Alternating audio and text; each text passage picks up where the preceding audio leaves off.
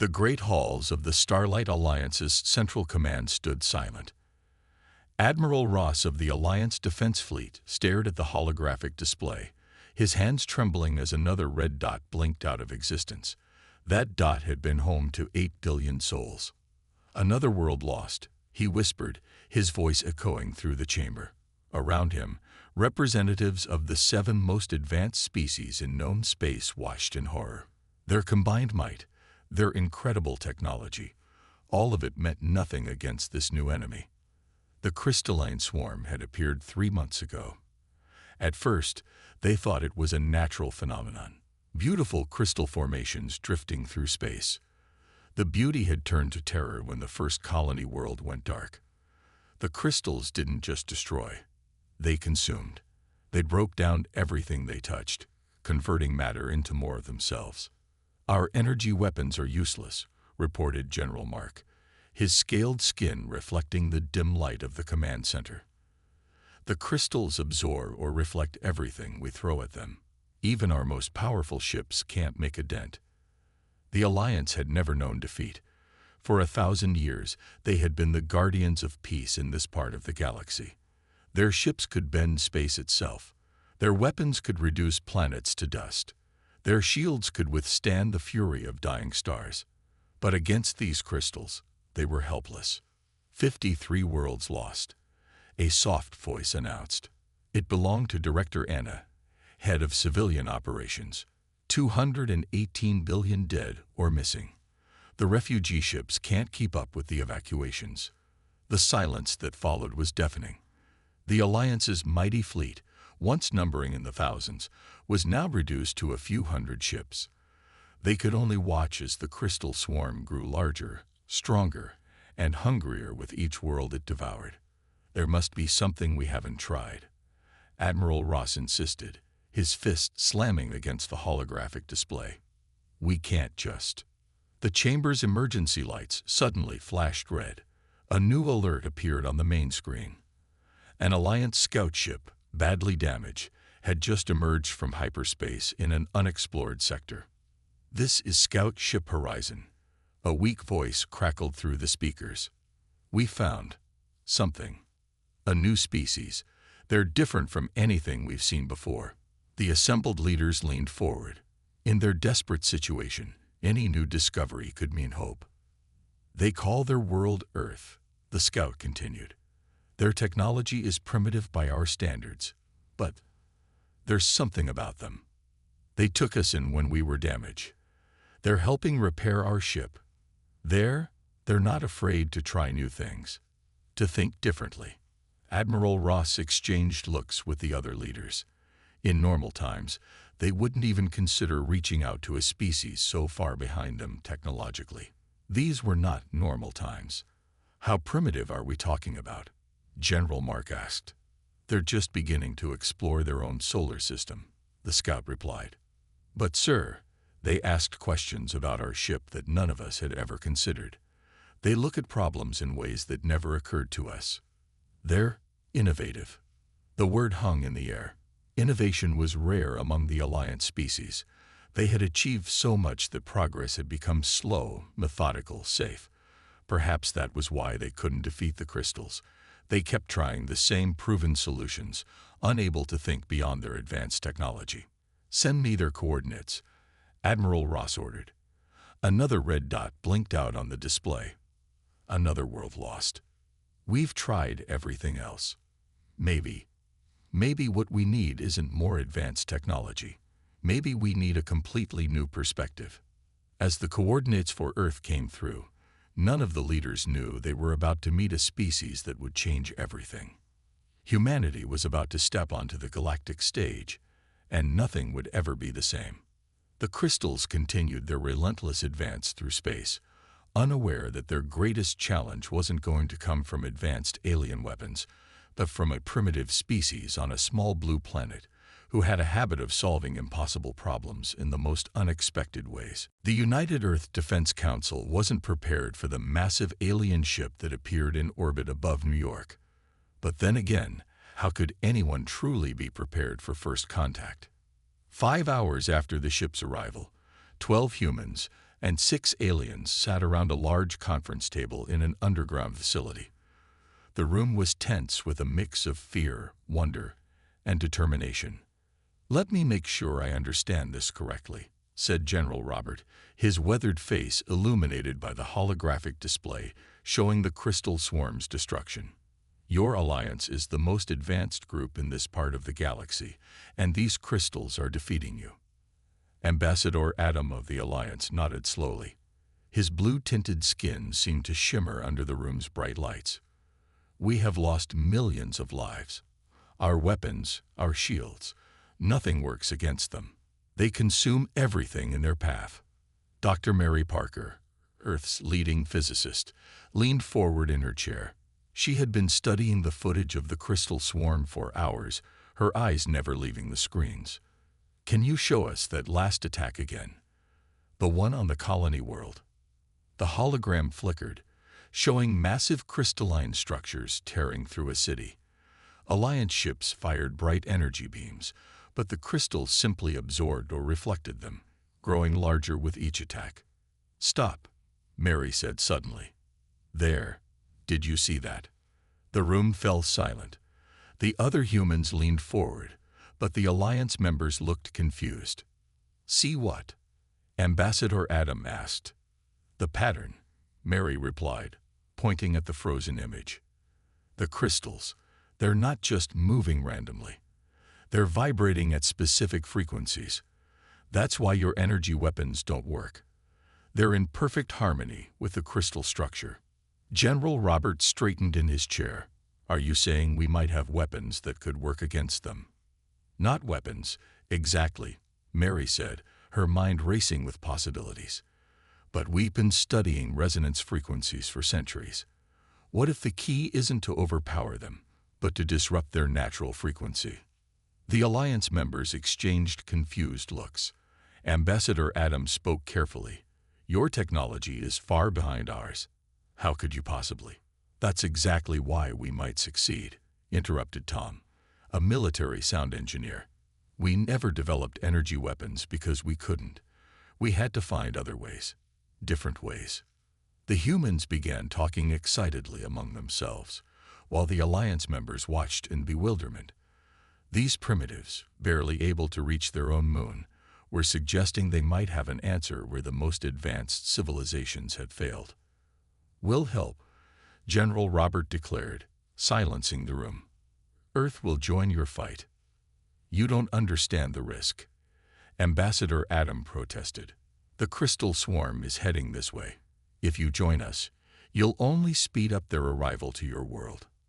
"We understand perfectly," General Robert replied, his voice firm. "But from what you've told us, we're all dead anyway if these crystals aren't stopped. At least this way we have a chance to fight back."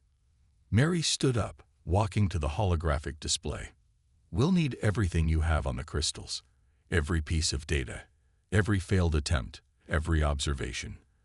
And we'll need help modifying our sonic technology to work in space." The Alliance members looked at each other, then back at the humans. They had come seeking help out of desperation, not really believing this primitive species could offer anything useful. Now they watched in amazement as these humans, instead of cowering in fear, were already planning how to fight back. Ambassador Adam felt something he hadn't experienced in months: hope. These humans were different. They didn't see their technological limitations as a weakness. Instead, they saw them as a reason to think differently, to try solutions that would never occur to more advanced species. "Very well," he said finally. "We'll give you everything we have. May your primitive wisdom see what our advanced eyes have missed." The meeting continued late into the night, as humans and aliens began working together to find a way to save not just Earth, but the entire galaxy. The crystal swarm was coming, but for the first time since this crisis began, the Alliance had something new on their side: human ingenuity. The underground lab buzzed with activity as humans and aliens worked side by side. Dr. Mary Parker hadn't slept in 2 days, but she couldn't stop now. Not when they were so close to a breakthrough. "Look at this," she called out, pointing to her computer screen. The display showed a simulation of the crystal being's molecular structure. Every time they absorb energy, they realign their structure to match the frequency. That's why energy weapons make them stronger. Tom, the sound engineer, rolled his chair across the lab floor to look at her screen. Dark circles under his eyes showed his own lack of sleep. "So they're like living tuning forks," he said, running a hand through his messy hair. "They adjust themselves to match whatever hits them." Ambassador Adam watched from the corner, still doubtful but intrigued. In the week since first contact, he had seen these humans work with a passion that amazed him. They didn't care that their technology was primitive. They didn't worry about following proper scientific procedures. They just tried things. "What if we hit them with multiple frequencies at once?" Tom suggested, already typing on his keyboard, like an orchestra playing every note at the same time. Mary's eyes lit up. They can't align with everything at once. They'd have to choose, and that might create weak points in their structure, finished General Robert, who had just entered the lab. "Can you test it?" Tom nodded, pressing buttons on his console. On the other side of the lab, behind thick safety glass, sat a small crystal fragment. The Alliance had recovered it from a destroyed world, keeping it in a special containment field. "Running test sequence now," Tom announced. The room fell silent. At first, nothing seemed to happen. Then, almost too fast to see, the crystal began to vibrate. Its smooth surface became cloudy, then started to crack. Within seconds, it shattered into dust. The humans cheered. The Alliance members stared in shock. "Impossible," Ambassador Adam whispered. "Our most powerful weapons couldn't damage it, but your sound waves." "Not just sound waves," Mary explained, her voice excited. "Specific frequencies, carefully chosen to force the crystal to try to adapt to multiple patterns at once. When it couldn't, it broke apart." General Robert was already on his phone, calling Earth's Defense Council. "We need to start mass-producing sonic generators immediately," he said, "and we'll need to modify them to work in space." "The Alliance ships can help with that," Ambassador Adam offered, his earlier doubts forgotten. "Our shields can be adjusted to contain and direct sound waves." Tom was still studying his readings. "We'll need bigger generators for the larger crystal formations," he said, "and we have to figure out how to protect our own ships from the sonic waves." "One problem at a time," Mary said, already working on new calculations. "The important thing is we know it works. We can hurt them." The news spread quickly through the facility. Humans and aliens alike shared looks of hope. After months of defeat and retreat, they finally had a weapon that could fight back against the crystal swarm. In the following days, more labs around the world joined the effort.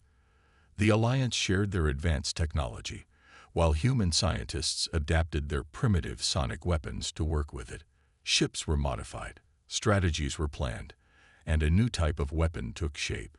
Ambassador Adam watched it all with growing amazement. His people had spent generations perfecting energy weapons and shield technology. They had thought themselves the height of advancement. Yet here was a species that hadn't even reached their neighboring planets, and they had found a solution that no one else had considered. Perhaps, he thought, watching Mary and Tom excitedly discuss their next test, being advanced isn't about having the most powerful technology. Perhaps it's about being willing to try new things, to think differently. The crystal swarm was still out there, still consuming worlds. But now, for the first time, they had a real chance to stop it. And it had all started because a primitive species looked at the problem with fresh eyes. The massive hangar of the Alliance battleship Star Defender had been transformed into a testing chamber. Floating in the center, held by force fields, was a cluster of crystals twice the size of a car. Around it, humans and aliens worked together, setting up modified sonic generators. "All safety protocols are in place," Tom announced, checking the readings on his tablet. "If this works on a larger sample, we can start equipping ships with the weapon systems." Mary nodded, making final adjustments to the main control panel. This was their big test. their chance to prove that their solution could work on a larger scale. The Alliance had provided them with a bigger crystal sample, one that better represented what they would face in actual combat. "Everyone behind the shield barriers," General Robert ordered. The testing area cleared quickly, with both humans and aliens taking shelter behind the glowing energy shields. Ambassador Adams stood next to Mary at the control station. "Your smaller tests were impressive," he said quietly, "but this sample is different. These crystals have already consumed 2 Alliance warships. They're stronger, more adaptive." Mary's fingers hovered over the controls.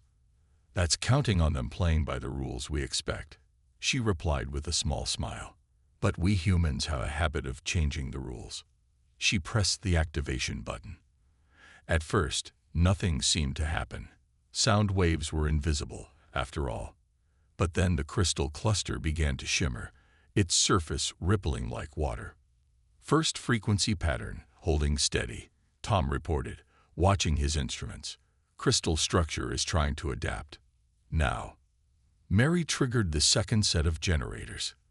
The crystal surface became cloudy, its natural gleam fading as it tried to match the new frequencies. "It's working," someone shouted. "The structure is destabilizing." But then something unexpected happened. Instead of shattering, the crystal cluster began to pulse with an inner light. Its surface cleared, becoming stronger than before. "It's adapting," Ambassador Adam warned. "Just like our energy weapons, it's learning to." "Now," Mary shouted, cutting him off. She slammed her hand down on a third control panel, one the Alliance members hadn't even known about. The new sonic pattern that hit the crystal was unlike anything they'd tested before. It wasn't just multiple frequencies. It was chaos. Random patterns, changing faster than the crystal could adapt. The effect was immediate. The crystal cluster didn't just crack. It exploded into fine powder, completely destroyed by the unpredictable sound waves. The hangar erupted in cheers. Humans and aliens hugged each other, celebrating their first major victory. But Mary was already reviewing the data. "We'll need to make it stronger," she said to Tom and General Robert. "The bigger swarms will need more power, more chaos in the frequency patterns." Ambassador Adams stepped forward, his eyes wide with amazement. "How did you know to add that third pattern?" "Our scientists said multiple frequencies was the limit of what we should try." Mary smiled. "We humans learned long ago that nature doesn't always follow the rules we think it should. Sometimes, the best solution is to be unpredictable." "Imagine a river," Tom added, seeing the ambassador's confusion. "You can build a wall to stop it, but the water will eventually find a way around. But if you make the river flow where you want it to go, you control the chaos," General Robert finished. "That's what we did here. Instead of trying to match the crystal's pattern, we gave them too many patterns to match. We overwhelmed them." The next few hours were a blur of activity. The successful test meant they could begin mass production of the new weapons. Alliance ships would need to be modified, crews would need to be trained, and they would need to develop battle strategies. But as Mary watched humans and aliens working together, sharing ideas and building on each other's strengths, she knew they had done more than create a weapon. They had proven that sometimes the best solutions come from the most unexpected places. The crystal swarm was still a terrible threat, but now they had a way to fight back. And with humans and aliens working together, combining advanced technology with innovative thinking, they had a real chance of winning this war. The bridge of the Alliance flagship Star Defender was quiet except for the soft beeping of instruments. Through the main viewport, hundreds of ships stretched out into space, the largest fleet assembled since the crystal swarm first appeared. "All ships report ready," announced Captain Bill, his fingers dancing over the holographic controls. "The Earth vessels are in position." General Robert nodded, standing beside Admiral Ross at the command station. The human ships looked small and crude compared to the sleek Alliance vessels, but each one carried the new sonic weapons that had given them hope. "The crystal swarm is approaching the Centauri sector," Admiral Ross reported, his voice tense. 3 million colonists are in their path. If we fail here, we won't fail, General Roberts said firmly. He touched his communicator. Mary, how are the weapons looking? In the ship's engineering section, Mary and Tom worked alongside Alliance engineers, monitoring the modified sonic generators. All systems are green, she replied. But remember, we've never tried this on such a large scale. The massive view screen lit up with warnings. The crystal swarm had arrived. A vast cloud of shimmering death that had already consumed dozens of worlds. All ships, battle formations. Admiral Ross commanded. The fleet moved with perfect precision, forming the pattern they had practiced countless times. The crystal swarm seemed to sense them, changing course to attack. Up close, they were beautiful and terrifying. Massive crystalline structures that gleamed with stolen energy. First wave, engage, General Robert ordered. The human ships moved forward, their sonic weapons powering up. The Alliance vessels projected special shields to carry the sound waves through space, something that should have been impossible. The first blast hit the swarm. Crystal structures began to vibrate, their surfaces clouding just like in the tests. But these crystals were larger, stronger. They're adapting. Someone shouted, "The frequency isn't strong enough." "Switch to pattern beta," Mary's voice came through the comm. "All ships, random frequency distribution." The fleet responded instantly. Each ship now broadcasted different sonic patterns, creating a chaotic web of sound that the crystals couldn't adapt to. Massive crystal structures began to crack and shatter. But the swarm fought back. A group of crystals broke through the fleet's formation, heading straight for the Star Defender. "Brace for impact," Admiral Ross shouted. Just then, 3 Earth ships moved into position, their sonic weapons combining into a single massive pulse. The attacking crystals exploded into dust mere meters from the flagship's hull. "Push forward," General Robert commanded. "Don't let them regroup." The battle raged for hours. The fleet moved like a single organism, humans and aliens working in perfect harmony. Where Alliance technology provided the power and precision, human unpredictability provided the winning edge. Slowly but surely, the crystal swarm began to break apart. What had once been an unstoppable force was now being systematically destroyed by the combined fleet. "The swarm is retreating," Captain Bill reported, his voice filled with disbelief. "They're actually running away." The bridge erupted in cheers. Humans and aliens celebrated together, all differences forgotten in the joy of victory. For the first time since the crisis began, they had won a major battle. "Send word to all Alliance worlds," Admiral Ross ordered, his voice thick with emotion. Tell them there's hope." In engineering, Mary and Tom hugged each other, exhausted but happy. Their primitive solution had worked better than anyone had expected. "This is just the beginning," General Roberts said, watching the last crystals disappear into deep space. "They'll be back, and they'll try to adapt to our weapons." "Let them try," Mary's voice came through the comm. "We'll keep changing, keep adapting. That's what humans do best." Admiral Ross looked at the human general with new respect. These people, with their primitive technology and unconventional thinking, had accomplished what the most advanced civilizations could not. The crystal swarm had been defeated for the first time, but everyone knew the war wasn't over. Yet as the fleet regrouped and began rescue operations for the Centauri sector, there was a new feeling in the air. Confidence. Together, humans and aliens had proven that the crystals weren't invincible, and this was just the beginning. In the research lab aboard the Star Defender, Mary stared at her computer screen, frowning. Something about the latest scan results didn't make sense.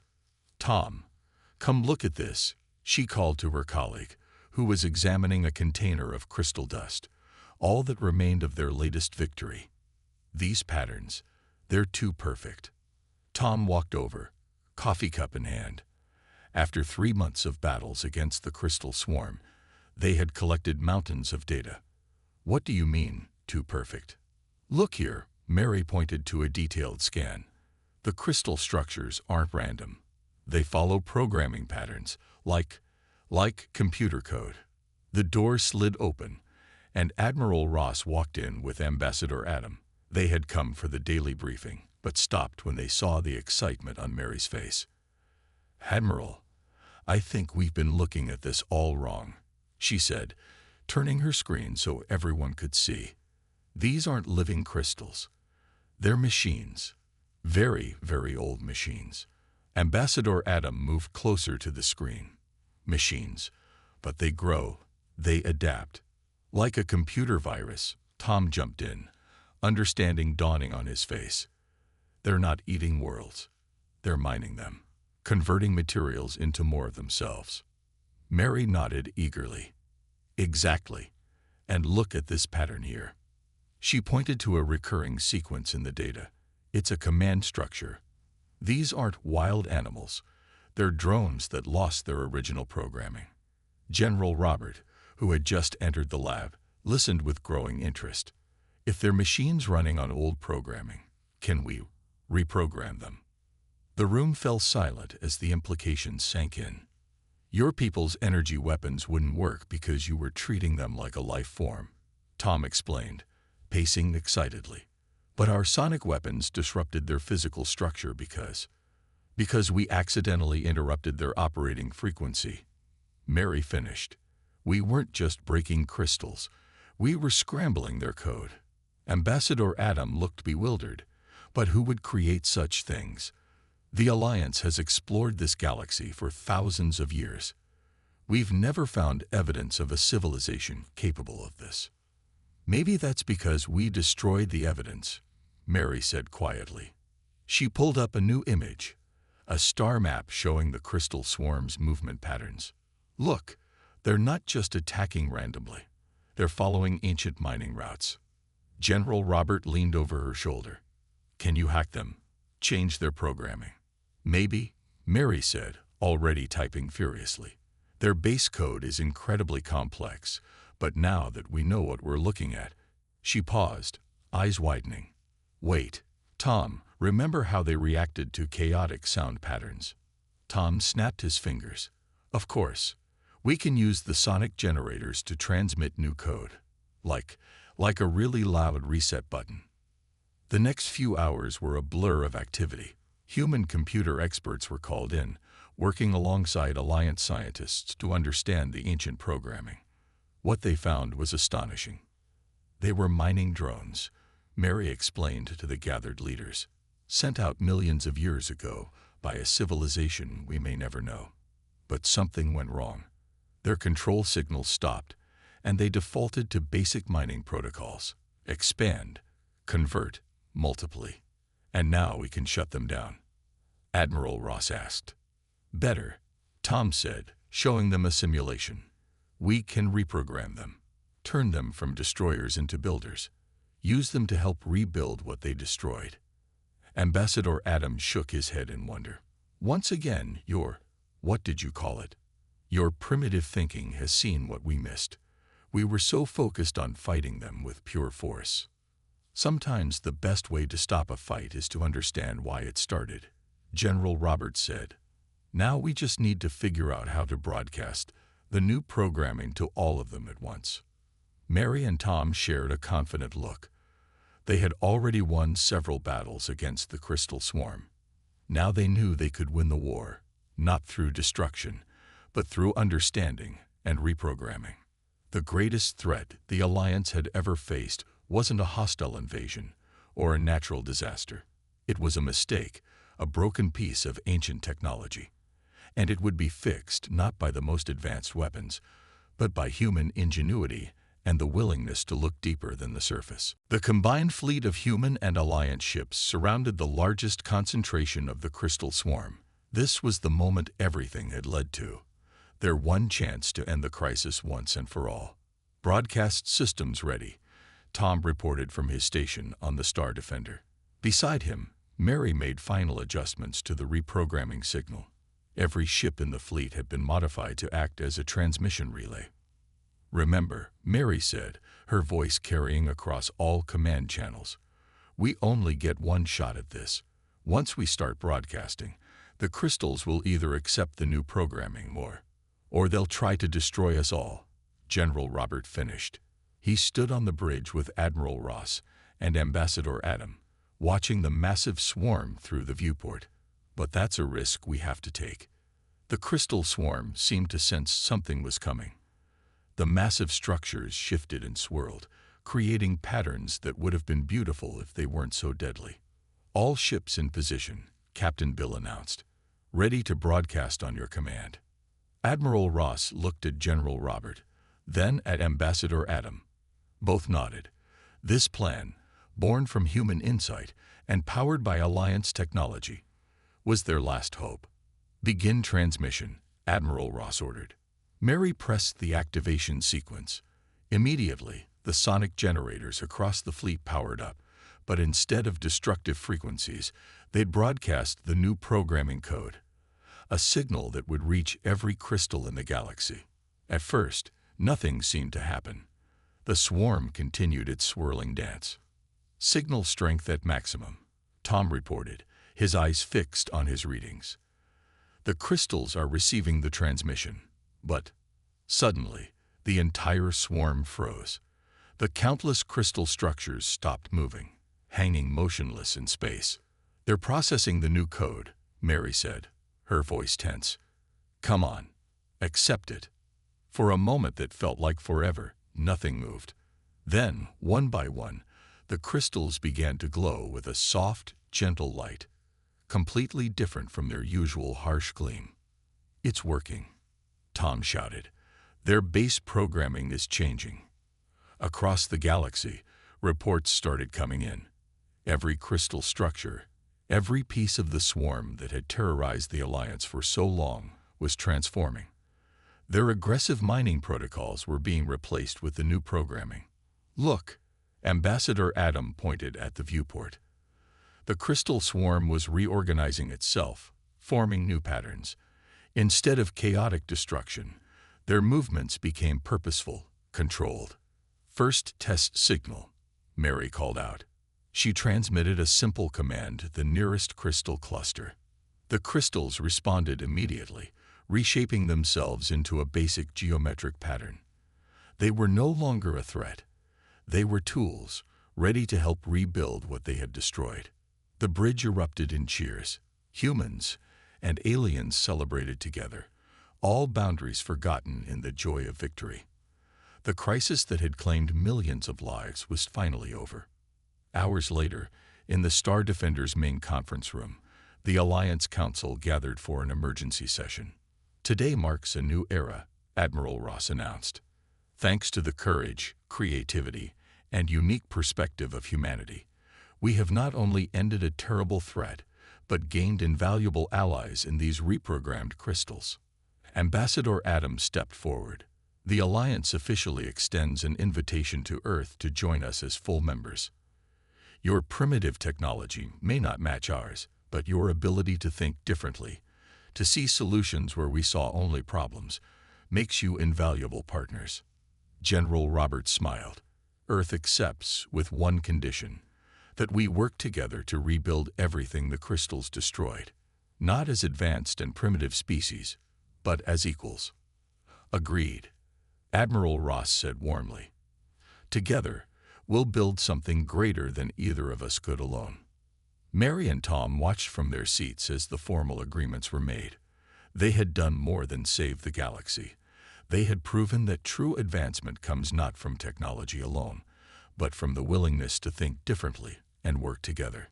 The crystal swarm that had once threatened to destroy everything now promised to help build a better future.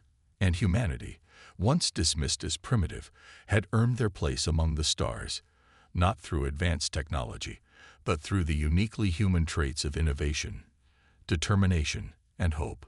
The end was really just the beginning.